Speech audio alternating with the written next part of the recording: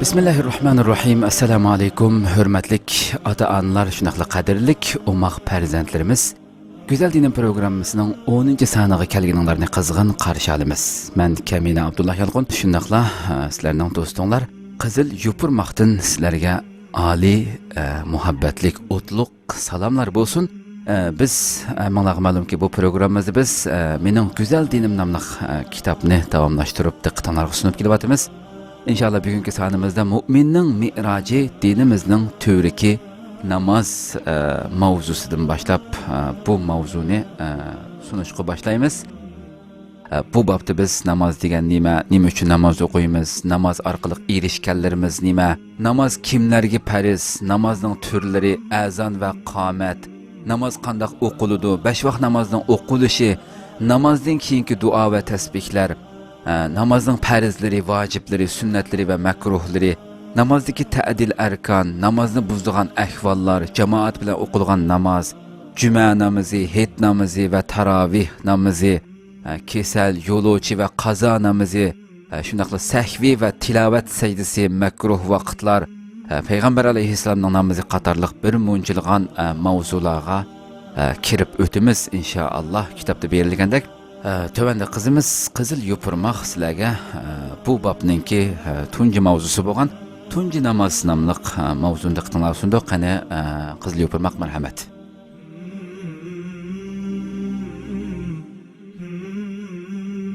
Bismillahirrahmanirrahim.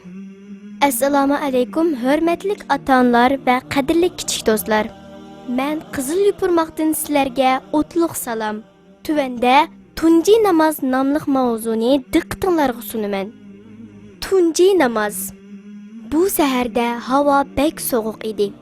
Issiq yotqandan chiqib o'rnimdan turib, kechining barliq sovuqini o'ziga tortib olgan sapma kechni yalang oyoq putumga kiygan chig'imda titrayotganligimni his qildim. Olam tig'i yo'rmagan edi. Derazaga yo'landim. Uylarning orasida ko'rinib turgan hayvatlik qadimiy jamining egiz munarida bir kim yo'q edi. Birdamdan keyin munarning peshtoqlarida yosh muazzinning urug' gavdasi paydo bo'ldi. Men choponimga ching yo'gandim. Sovuqda to'nlab ketgan badanim va xiyolchan ruhimni titrayotgan azonni anglagach, 15 yildan buyon har kuni saharda o'rnimdan turib o'qigan ma'naviyatga boy bomdod namozining tunjisini esladim. 15 yil ilgari bu dunyoda men eng yaxshi ko'radigan qadrdon onam bundan 15 yil ilgari meni tunji bomdod namoziga uyg'otgan edi. U chaqmu hozirgidek qish fasli edi. Onamning hujrasiga tutash hujramdagi kichik karvatimda uxlayotganimda onam peshonamga suyib, nozik va inchki barmoqlari bilan sochlarimni silab, "Ömer, o'rningdan tur. Balam, o'rningdan tur" degan edi. Men ko'zimni ochib, "Ana, tehi kecha tong otmagandu" degan edim. Onam hamisha suydigan yerga so'l qishimning ustiga so'ygandan keyin namoz vaqti o'tib ketmasin degandek bileklarimdan tutib o'rnimdan turg'izdi. Kichik sapma keshimni kiyib, uyquchan ko'zlarimni ovulab, onamning keynidan mangdim. Qorong'u koridordan birdamla o'tib, onamning hujrasiga kirdik. Farhodmi o'rnidan turibdi. Farhod meshning ustidagi cho'gunni ilib yerga qo'yib Uni bu chog'da o'rnidan turdi deb o'ylab boqmabdikanman. Onam Farhod har kuni saharda o'rnidan baldirda turdi deydi. Men saharda turmaydim. Ammo Farhodning har kuni saharda baldirda o'rnidan tura olganligiga hayron qoldim. Onam choponimni soldirib, qo'llarimni sildi. Taharet ilish uchun chilapchining yeniga do'ng'iyib o'ltirdim. Onam, "Undaq o'ltirsang herib qalsan, buningga o'ltir" deb kichik bir o'rindiqni ostimga qo'yib berdi. Taharet ilib bo'lgandan keyin sinish uchun mashning oldiga ketgan edim. Orqamga o'rilib qarsam, onam yung jaynamozni yerga silayotgan ekan. Onam beshiga yeshil ro'malarini artqach meni chaqirdi. "Bu yoqqa kel." Onamning yeniga keldim. Yaqinlik va zerib onam bilan billa jaynamozning ustida turdim. Onam "Allohu akbar" deb qo'lni do'lisig'icha ko'tarib namozga boshlaganda, men shunday qildim. Anam qandaq qilsa, men onunğa əgişib Bamdadning 2 rakat sünnetini o'qidim. Namazdan keyin duo qilmoqchi bo'lganimda, "Ana, qandaq duo qilaman?" deb so'radim. Menga ishorat qildi. Duosini o'qib bo'lgandan keyin men ta bugungacha o'qib kelayotgan bu duoni o'rgatdi. Allohim, musulmon bo'lganligim uchun sana hamdu sano aytaman. Vatanimizni dushmanlarga qarshi qo'g'dishingni tilayman.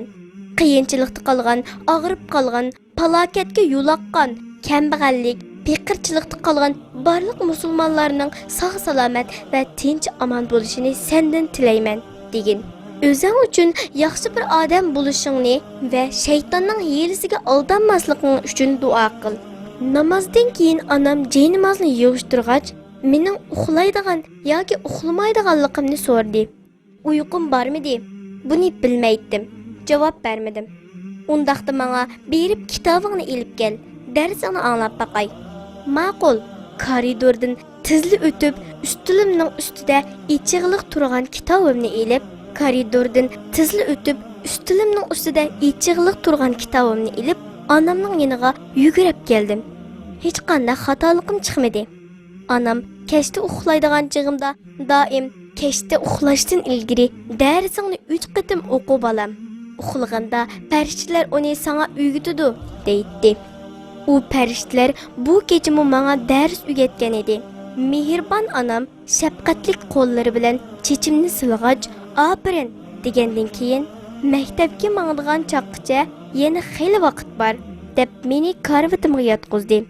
Uyqum kelmayotdi. Onamga qaraydim. Yeşil romal artgan onam asta berib Qur'oni Karimni qo'liga oldi. Derizining yenida o'ltirib, yiqimliq ovozi bilan o'qishga boshladi. Ruhimga she'r kabi iz tashlagan bu go'zal ovozni olgach, yeşil romal ostidagi chiroyli va pokiza chehrasini tomosha qilgach, asta-asta silkinayotgan beshining Allohga yolvorayotgan yenik ritmga qarag'ach mugdayotdim. Onamni bir farishtaga o'xshatdim. Qur'on o'qiyotgan onamning atrofiga yig'ilgan farishtalarni xayol qilib, farishtalarning ko'rinmas qanotlarining onam bayatdan silgan chechimga tekkanligini his qilgandek bo'lib, uyquga ketdim.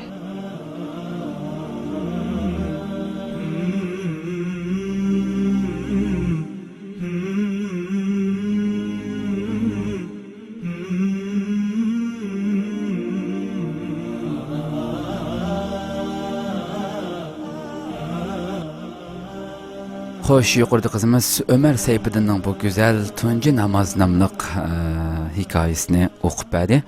Tunda biz namoz degan nima degan mavzuga keldik.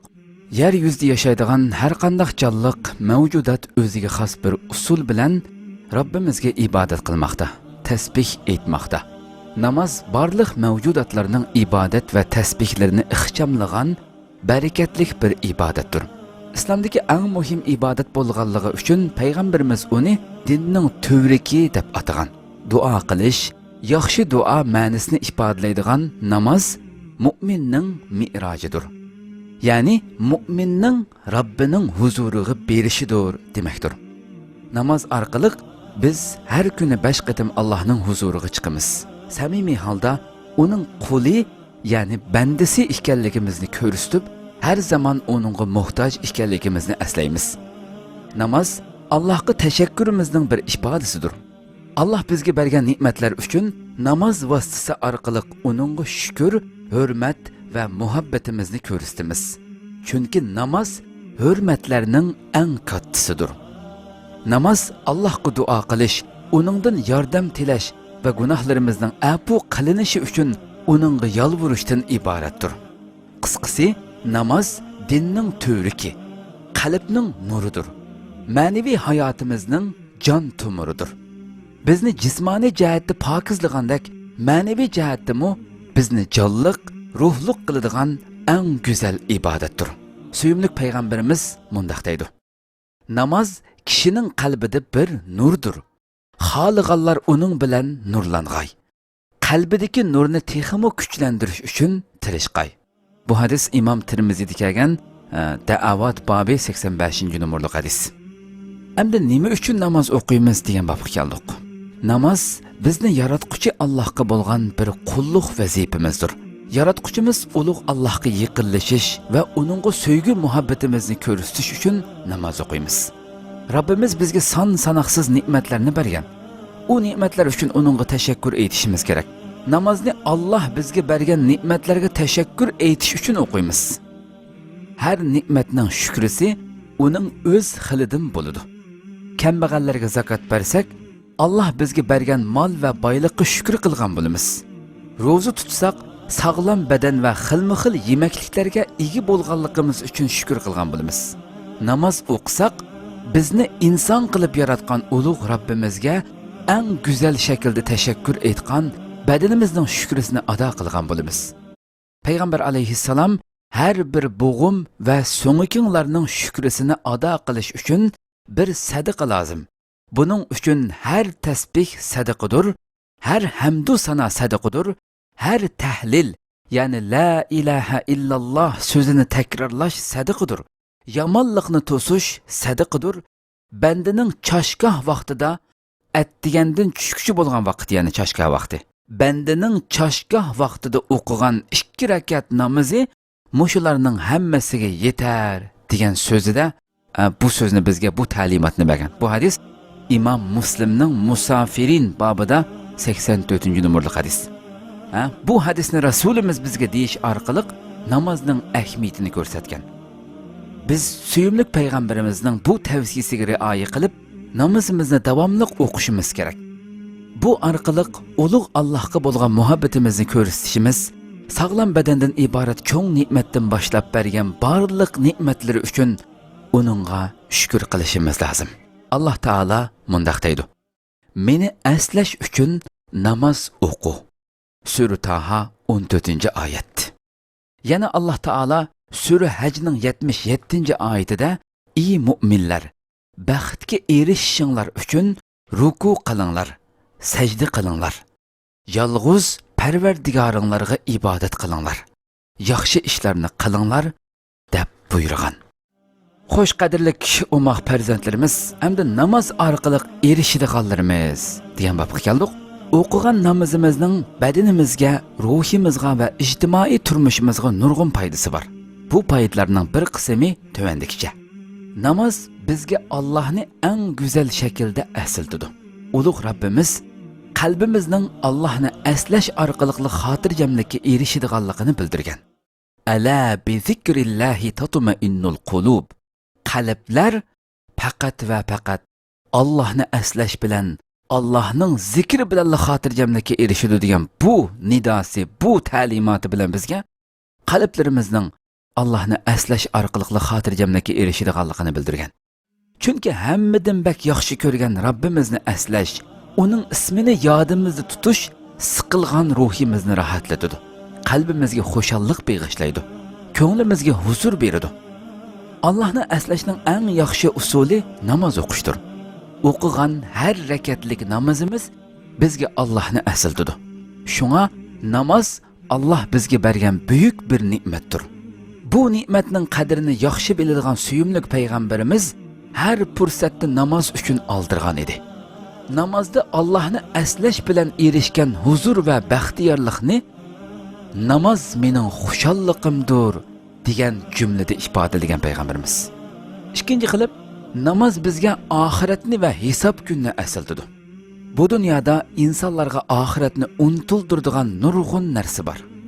Oxiratni unutgan, hisobga tortildig'ini o'ylamaydigan insonlar shaxsiy manfaat uchun har xil yomon ishlarni qilishdan bosh tortmaydi. Shunga insonlarga oxiratni aslatadigan bir narsa lozim. Ta'dil arkon bilan o'qilgan namozlarimiz bizga har kuni 5 qatim Allohni oxirat va hisob kunni aslatadi. Oxirat va hisob kunini o'ylagan sari yomonlikdan va eski ishlardan yiroqlashimiz. Boshqalarning meliga va jiniga ziyon solmaymiz. Haqning haqqini yemaymiz. Alloh taolo Sura Baqaraning 153-oyatida: "Ey mu'minlar, sabr orqali va namoz orqali yordam tilanglar. Alloh haqiqatan sabr qilguvchilar bilan billidir" deydi. Yana shundaqli Sura Ra'dning 28-oyatida: "Bilinglarki, dillar faqat Allohni yod etish bilan aram topadi deydi. Shundaqla Sura Hudning 114-oyatida kunduzning ikki tarafida, ya'ni atdiganda va kechqurun vaqtlarida va kechining dastlabki vaqtlarida namoz o'tigin. Shubhisizki, yaxshi ishlar orqali yomon ishlar yuyuladi. Bu tushunguchilar uchun vaz nasihatdir deydi Rabbimiz.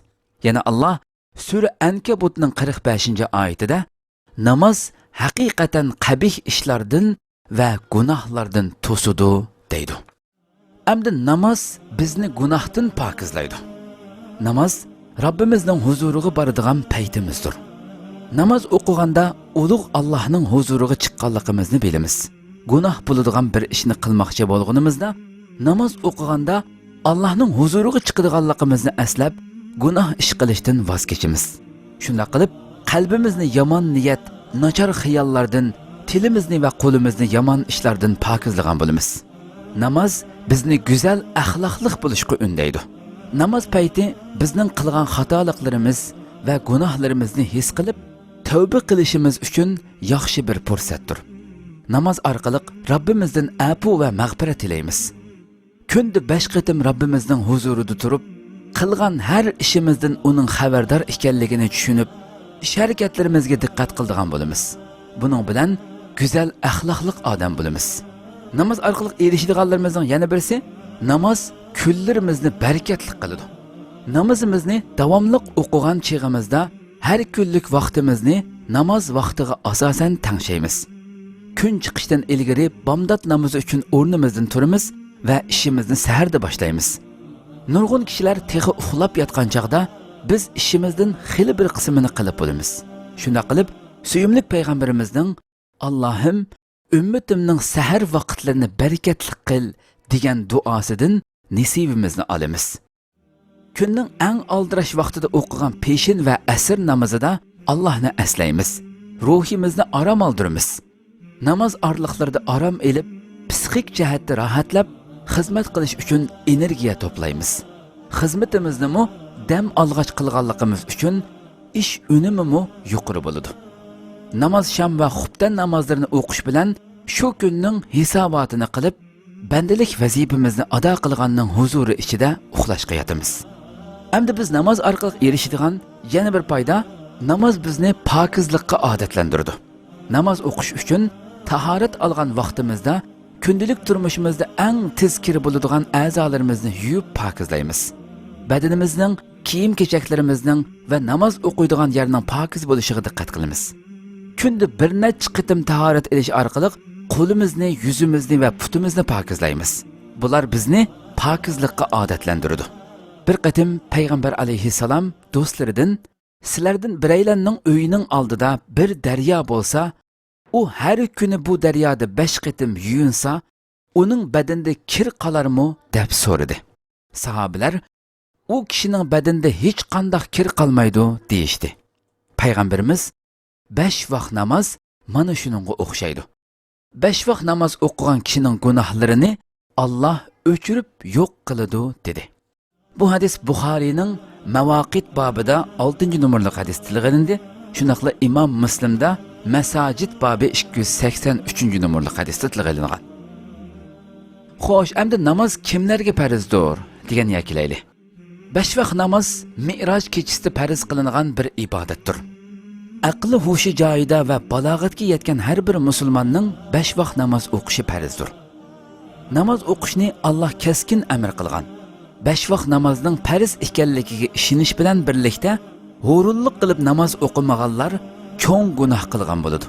Dinimiz bolalarning kichik chog'dan boshlab namozga odatlanishini talab qiladi. Suyumli payg'ambarimiz bolalarga 7 yoshga kelganda namoz o'qishni o'rgatishni tavsiya qilgan. Bolalar 10 yoshga kelgandan keyin namozni davomli o'qishi kerakligini ta'kidlagan. Suyumli payg'ambarimiz mundaq deydi: Qiyomat kuni bandalar hisob beradigan tunji amal ularning o'qigan namozidir. Agar namozlari joyida bo'lsa, ishlari o'ngishli bo'lib foyda topadi. Agar namozi joyida bo'lmasa, hisob berolmay ziyon tortadi. Bu hadis Imom Tirmizining Mavaqit babi 188-numurli hadis. Endi namozning turlari kelayli. namozlar odatda 3 ga bo'lindi. Farz, vojib va sunnat. Farz namozlar degan nima deganda, farz namozlar 3 turlikdir. Birinchi 5 vaqt namoz. U bo'lsa-mu bomdod namozi. 2 rakat sunnat, 2 rakat farz, jami 4 rakatdir. Oldi bilan 2 rakat sunnat, ondan keyin 2 rakat farz o'qiladi. İkinci peshin namozi 10 rakatdir. Avval 4 rakat oldingi sunnat, ondan 4 rakat farz, ondan 2 rakat oxirgi sunnat o'qiladi. Alloh taolo mundaq deydi: "Shubhisizki, namoz mu'minlarga vaqti belgilangan holatda farz qilindi." Hamda 3-chi asr namozi 8 rakatdir. Oldi bilan 4 rakat sunnat, ondan 4 rakat farz o'qiladi. 4-chi namoz shom 5 rakatdir. Oldi bilan 3 rakat farz, ondan keyin 2 rakat sunnat o'qiladi. 5-chi xubtan namozi 10 rakatdir. Oldi bilan 4 rakat dastlabki sunnat, ondan 4 rakat farz, ondan keyin 2 rakat oxirgi sunnat o'qiladi. Bu yerda aslida qo'shiq tegishlik bo'lgani, ya'ni xubtandan keyin 4 rakat sunnat o'qisin bo'ldi, 2 rakat sunnat o'qisin bo'ldi. Bu talash-tartib qiladigan masala emas. Hamda xubtan namozidan keyin 3 rakat vitr namozi o'qildi. Bu namoz vojibdir. Biz yuqorida biz namozni 3 ga bo'lindi, farz, vojib, sunnat degan edik. Biz yuqorida farz namoz, ya'ni 5 vaqt namozni tunishtirib o'tdik. Hamda 3 ga bo'linadigan namozning ikkinchi turi juma namozi. Juma kuni peshin vaqtida peshin namozining o'rni o'qildi. 3-chi jinoza namozi, ya'ni mayit namozi qazo qilgan musulmon uchun duo va yaxshi tilakdan iboratdir. Ruku va sajdasi yo'q, farz kifoyadir. Bu mayit namozi. Hamda farz namozlar 5 vaqt namoz, juma namozi, jinoza namozi. 5 vaqt namoz bo'lsa, bomdod, peshin, asr, namoz shom, xubta namozidan iborat. Uning keyinda juma namozi va jinoza namozi bor. Xo'sh, endi vojib namozlarga kelaylik. Birinchi hayit namozi. Hayit namozi 2 rakatdir. Jamoat bilan birlikda o'qiladi.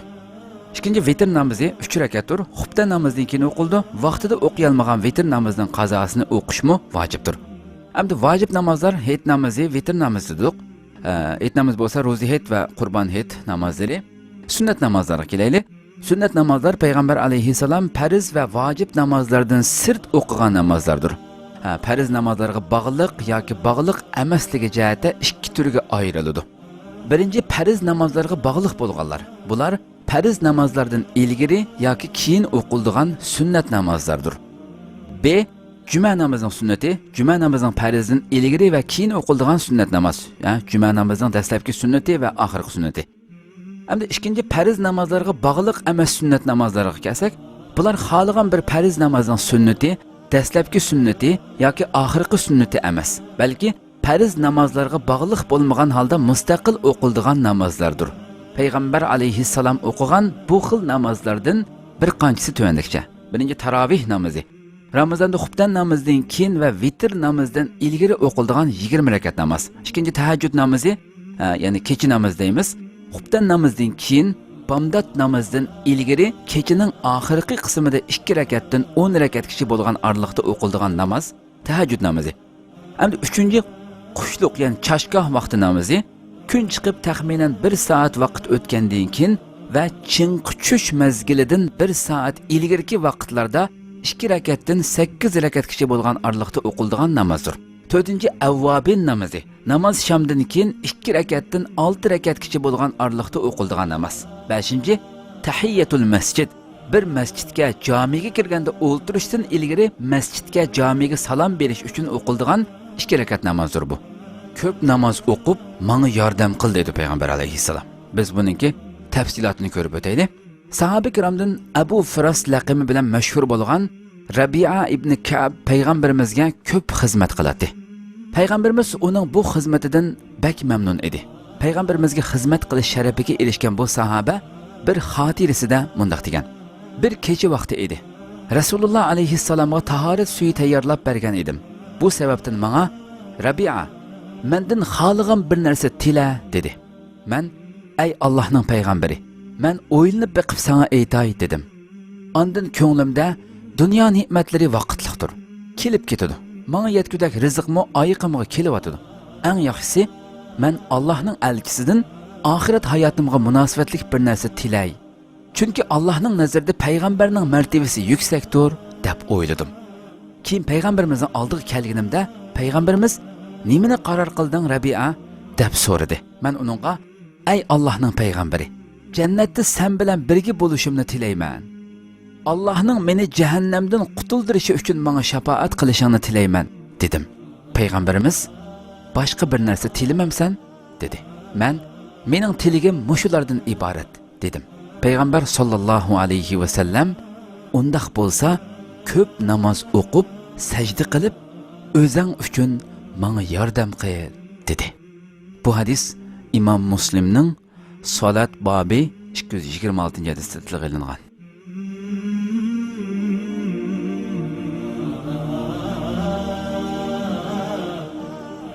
Hürmetlik ata-analar, şunaqla qadrlik ummaq farzandlarimiz, şuna qilib Güzel Dinim programımızın 10. saniye vaqt münasibeti bilan müşahede ahırlaştırımız. İnşallah kiler qadimqi programımızda görüşkice sizlarni Cenab-ı Allah'a tapşırımız. Assalamu alaikum ve rahmetullahi ta'ala ve berekatuhu. Qani qizim, sizmi xo'shlashib eding. Hürmetlik ata-analar ve qadrlik kichik do'stlar, kiler qadimqi programımızda görüşkice sizlarni Cenab-ı Allah'a tapşırman. Assalamu alaikum ve rahmetullahi ve berekatuhu.